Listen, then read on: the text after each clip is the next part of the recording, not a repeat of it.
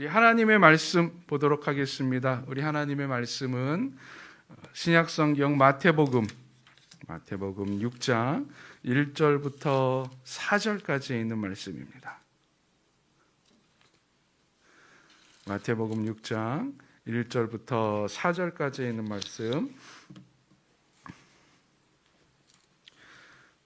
우리 한 목소리로 함께 봉독 드리도록 하겠습니다. 사람에게 보이려고 그들 앞에서 너희 의를 행하지 않도록 주의하라. 그리하지 아니하면 하늘에 계신 너희 아버지께 상을 받지 못하느니라. 그러므로 구제할 때에 외식하는 자가 사람에게서 영광을 받으려고 회당과 거리에서 하는 것 같이 너희 앞에 나팔을 불지 말라. 진실로 너희에게 이르노니 그들은 자기 상을 이미 받았느니라. 너는 구제할 때에 오른손이 하는 것을 왼손이 모르게 하여 내 구제함을 은밀하게 하라. 은밀한 중에 보시는 너희 아버지께서 갚으시리라. 아멘.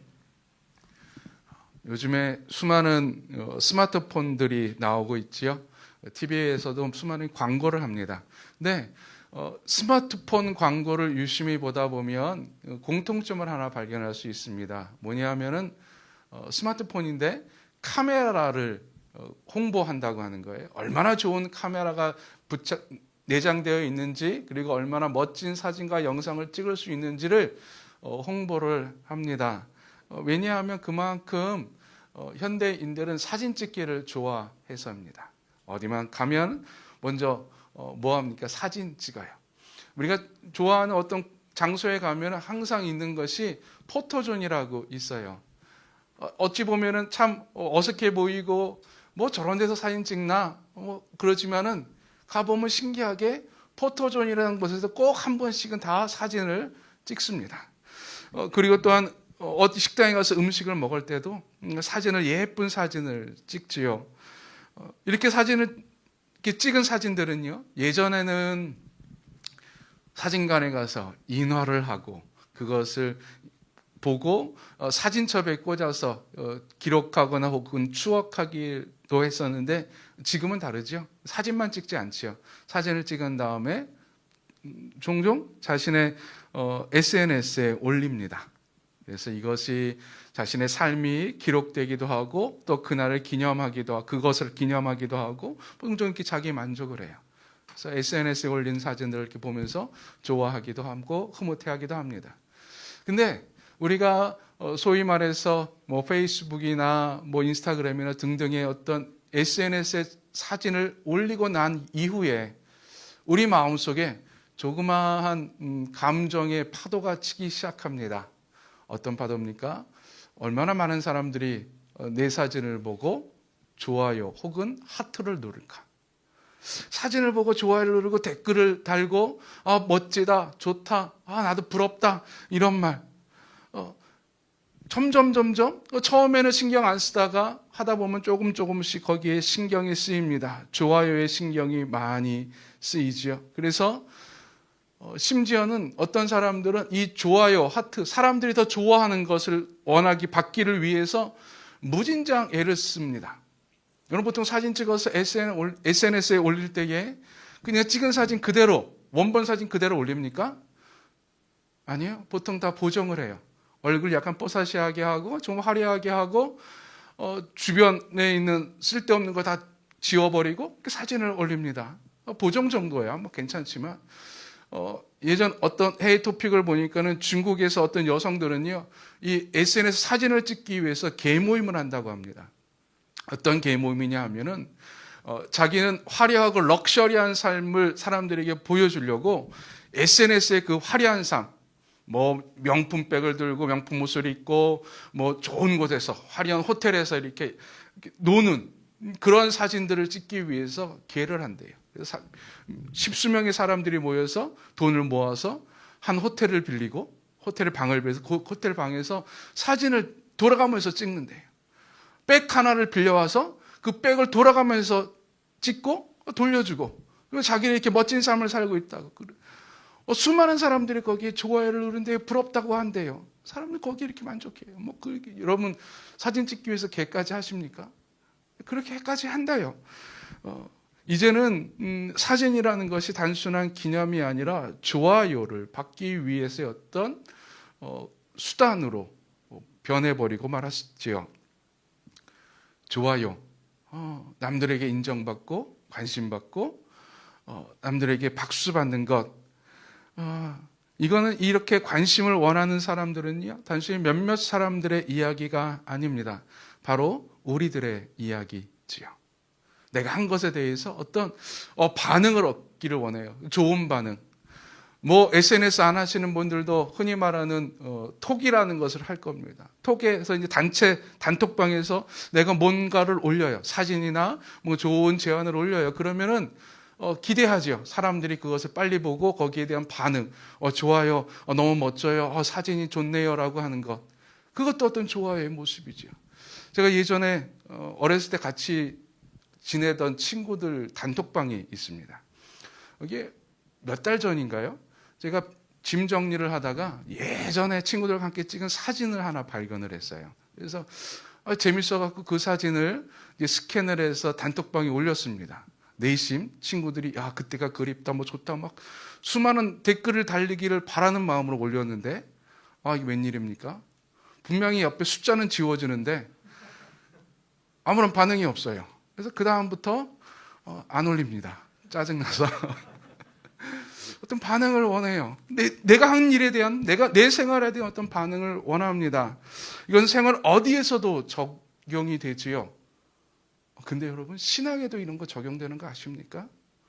신앙에도 좋아요가 적용이 돼요. 내가 신앙생활을 하면서 사람들이 내 신앙을 보고 좋아요를 막 누르기를 원해요. 사람들이 막 알아주기를 원해요. 그렇죠, 여러분? 이왕 신앙생활 하는 거 좀 멋지게 해서 사람들이 막 칭송하고 박수 쳐주고 당신 최고야 라고 하는 말 듣고 싶지 않습니까? 오늘은 그 신앙의 좋아요에 관련된 예수님의 말씀입니다.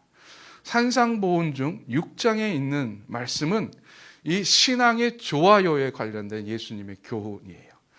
1절부터 18절까지는 신앙의 좋아요를 받는 것에 대한 교훈이라면, 내가 한 일에 대해서 좋아요를 받는 것에 대한 교훈이라면, 19절 이후부터는 내가 신앙의 좋아요를 어떤 것에 누를까, 무엇을 내가 좋아요라고 하면서 내가 눌러야 되는가에 관련된 예수님의 말씀입니다.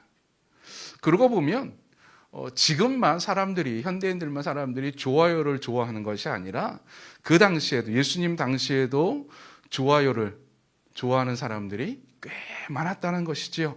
아니, 대다수가 신앙의 좋아요를 원했었던 것 같습니다. 그래서 예수님께서 말씀하시는 거예요. 신앙의 좋아요 많이 받는 것 얼마나 멋진 일인가, 괜찮은 일 아닙니까? 라고 하는 사람들의 생각에 예수님께서 말씀하시는데, 예수님은 처음부터 결론을 내려주세요. 신앙의 좋아요에 관해서. 이게 6장 1절에 있는 말씀인데요. 제가 읽어드립니다. 사람에게 보이려고 그들 앞에서 너희 의를 행하지 않도록 주의하라. 그리하지 아니하면 하늘에 계신 너희 아버지께 상을 받지 못하느니라. 아멘. 이 말을 간단하게 표현하면 신앙의 좋아요에 신경 쓰지 마라. 더 급진적으로 나가면 사진조차 올리지 마라. 오직 하나님이 좋아요 누르면 좋은 거예요. 오직 하나님의 좋아요에 너의 온 마음을 쏟아라 라고 하는 것이 신앙의 좋아요의 결론입니다. 예수님께서 하신 결론. 그 예수님께서 이 결론을 먼저 말씀하시면서 하나하나 적용하세요. 신앙에 대해 적용을 하시는데 1절에 보니까는 그 신앙을 뭐라고 표현하냐면요, 너희 의라고 이야기합니다. 의라고 표현해요. 신앙을. 산상보훈의 주제적인 단어가 바로 이 의라고 하는 단어이지요. 근데 우리가 지난 5장까지 봤을 때도 예수님께서 계속 5장에서도 의에 대해서 이야기해요. 너의 의가 더 낫지 아니하면 이라고 하는 의에 대해서 이야기하고 6장도 의에 대해서 이야기합니다. 근데 신학자들이 이 의를 구분을 할 때 5장에서 말씀하신 의와 6장에서 말씀하시는 의가 조금 다르다고 이야기해요. 어떻게 다르냐? 5장의 의는 생활에서 드러나는 의라고 합니다. 즉 거룩하게 살아가는 것에 대한 의에 대한 예수님의 말씀이라고 해요. 하나님의 뜻과 말씀을 일상생활 가운데 드러내는 것, 즉 거룩하게 살아가는 의에 대해서 5장에 대해서 말씀하셨어요. 그렇죠? 우리가 6가지의 반제에 대해서 예수님의 말씀을 들을 때 하나님의 뜻이 무엇이고 그 뜻대로 어떻게 살아야지 되는지에 대해서 말씀하셨죠. 그게 의예요. 6장의 의는 종교적 의라고 하는 칭호를 씁니다. 즉 요즘 우리의 신앙 용어로 바꾸면 경건생활이라고 하는 거예요. 경건생활. 우리가 흔히 알고 있는 종교적 신앙생활이지요. 예수님 당시에 유대인들의 종교적 3대 경건 행위가 있었는데 그것이 오늘 예수님께서 6장 1절부터 18절까지 말씀하시는 3가지 주제입니다. 첫 번째로는 구제, 둘째는 기도, 셋째는 금식. 이것이 유대인들의 3대 경건 행위였다고 합니다. 당시 경건한 유대인들은 이 구제와 기도와 금식을 통해서 자신을 드러내고 또 한편으로 사람들의 좋아요를 많이 받았다고 하는 거예요. 예수님께서는 이 3대 경건 행위를 풀어주시면서 우리가 사람의 좋아요가 아니라 하나님의 좋아요를 받아야 되는 이유와 방법에 대해서 말씀해 주고 있습니다. 먼저 예수님께서 말씀하신 것이 바로 이 구제라고 하는 것인데요. 구제에 관련된 문제인데 이 구제할 때에라고 할 때 이 구제라고 하는 단어의 문자적 의미는 원래는 자비를 행하다라고 하는 의미였다고 합니다. 이것이 세월이 지나면서 예수님 때까지 오면서 이것이 자선을 뜻하는 전문 용어로 굳어졌대요. 그래서 이런 거예요. 좀 자비 좀 베풀어. 당신의 자비가 너무나 감사합니다라고 할 때는 그냥 자비였는데 시간이 지나면서 당신의 자선 행위가 나에게 큰 도움이 됩니다라고 하는 어떤 구체적인 항목으로 변했다고 하는 것이지요. 이 구제의 행위, 예수님께서 말씀하신 구제의 행위는 당시 유대인들이 2가지로 구분을 했다고 해요. 좀 복잡하지요. 첫 번째로는 그냥 일반적인 구제입니다. 일반적인 구제는 가난한 사람이나 혹은 살아있는 사람들, 생존해 있는 사람들에게 베푸는 헌금이래요. 베풀어지는 어떤 기부를 첫 번째 구제라 그랬고요. 둘째 사랑의 행위라고 하는 것이 있었다고 합니다. 이 사랑의 행위는 가난한 사람이나 그런 사람들에게 국한된 것이 아니라 누구에게나 베풀어지는 행위이고 이것은 죽은 자에게까지 베풀어지는 행위였대요. 죽은 자에게 어떻게 구제를 합니까? 우리가 잘 아는 장례식에 같이 가서 동참해주고 어떤 부의금을 주고 그런 행위들. 그러고 보니까 누가복음에 보면 나인성이라고 하는 자그마한 성에서 아들을 홀로 키우고 있던 어머니가 아들을 잃은 다음에 울 때에 나인성 사람들이 함께 장례를 치러줬잖아요. 그것이 이 구제 행위였다고 하는 거예요. 사랑의 행위, 구제 중에 사랑의 행위라고 합니다. 이렇게 구제는요, 당시 유대인들이 특별히 강조했었던 행위였습니다. 그리고 유대교뿐만이 아니라 우리 초대교회에서도 상당히 강조된 경건 행위 중에 하나가 바로 이 구제였어요. 왜냐하면 당시에는 가난한 사람들이 많았다고 해요. 돌봄을 받아야 될 사람들이 많았고, 여러분 초대교회 사도행전에 보면 초대교회가 모여지고 행했던 가장 첫 번째의 어떤 모습 중에 하나가 바로 물건을 서로 통용하면서 그 안에 가난한 사람들이 없게 하는 거였고, 초대교회에서 문제가 됐던 것 중에 하나가 바로 이 구제 행위였습니다. 구제, 히브리파 유대인에게만 구제하고 헬라파 유대인들은 빠졌어. 그래서 그것 때문에 분쟁이 일어나고 그랬어요. 이 구제가 이토록 강조되었었고요. 초대교회의 로마의 교부였었던 클레멘트라고 하는 유명한 교부가 있는데 이 교부가 썼다고 전해지는 서신이 있습니다. 그 서신에 보면은 클레멘트가 이렇게 이야기합니다. 금식은 기도보다 더 좋다. 그러나 구제는 이 둘보다 더 좋다. 구제는 죄를 회개하는 것만큼이나 좋은 일이다라고 이야기했대요. 근데 이 사상이 지금도 이어져요. 여러분, 지금도 그 사람의 인품이나 어떤 선함을 평가할 때 뭘로 평가합니까? 기부 행위를 보고 평가해요. 저 사람 기부 많이 했대. 저 사람은 부재 행위를, 어떤 선한 부재 행위를 많이 했대. 라고 보통 이야기하면서 그 사람의 인품이나 어떤 선함을 평가하지요. 근데 중요한 것은 이 구제가 경건이라고 하는 거예요. 이거 여러분, 이거 생활의 의 아닙니까? 불쌍한 사람들을 돌봐주는 것. 근데 하나님은 이 구제를 경건행위라고 이야기합니다. 경건행위라는 것이 무엇이에요? 사람을 향한 것이 아니라 하나님께 행하는 행위라고 하는 거예요. 분명히 우리는 구제라고 하는 것, 불쌍한 사람들, 우리 이웃을 향해서 그들을 향해 나아가는 건데, 구제는 하나님께 향한 행위라고 하는 거예요. 여러분, 야고보서 1장 27절에 이런 말씀이 있죠.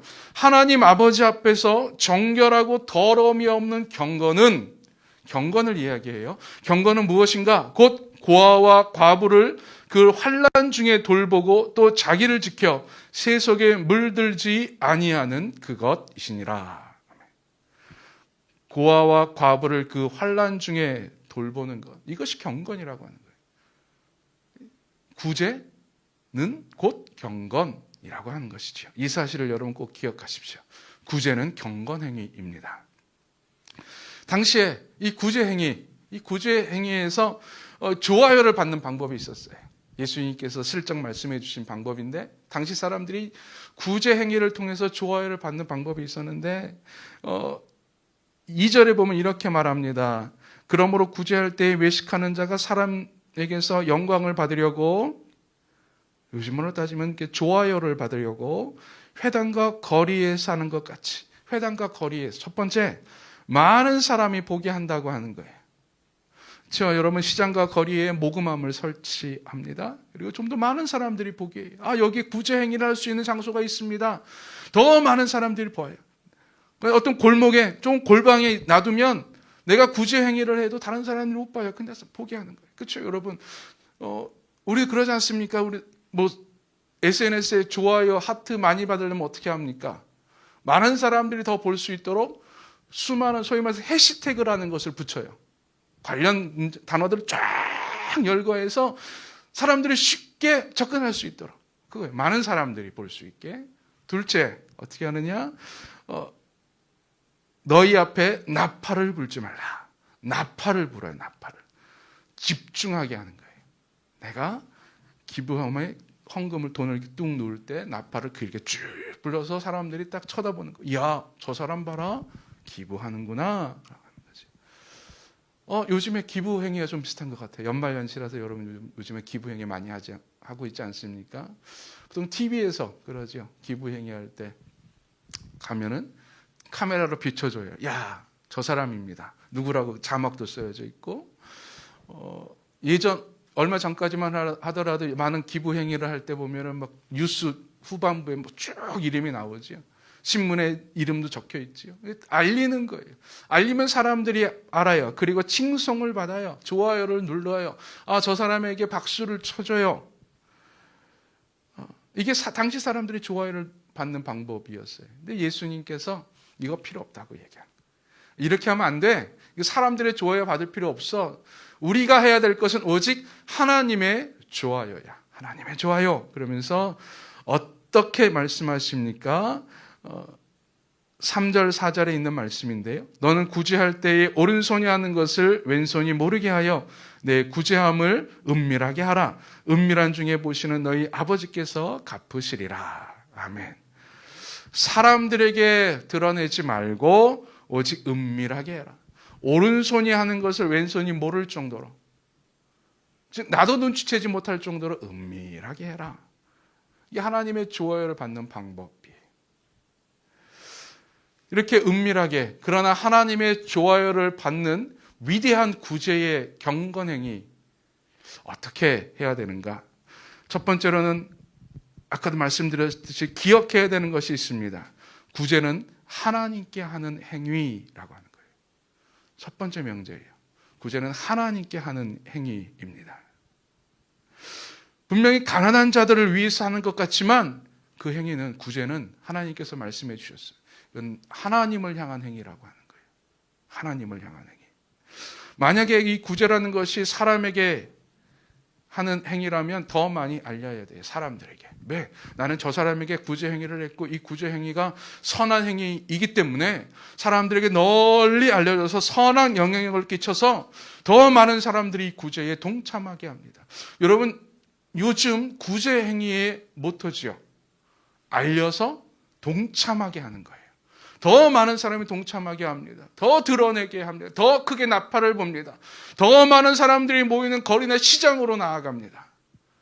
이게 사람들에게 하는 행위라면 구제가 오케이, 좋은 거예요. 그러나 구제는 하나님을 향한 경건이기 때문에 사람들에게 알려질 필요가 없다입니다.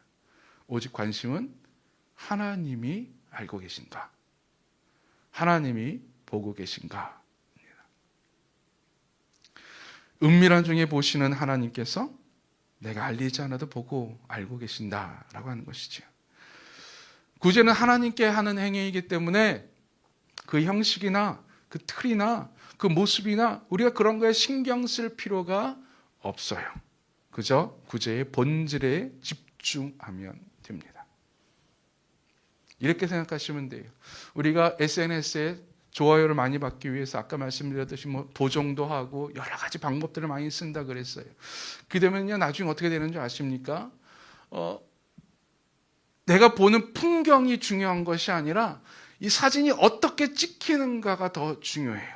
내가 먹는 음식이 맛이 어떤가가 아니라 얼마나 아름답게 꾸며져 있는가가 더 중요해요. 사진이 얼마나 더 잘 나왔는가가 중요해요. 즉 본질이 아니라 형식에 빠지게 되지요. 그러나 구제는 경건, 하나님께 하는 행위다라고 하는 것은 이 형식이 필요 없다고 하는 거예요. 오직 하나님, 구제의 본질에 우리가 집중할 수 있다라고 하는 것입니다.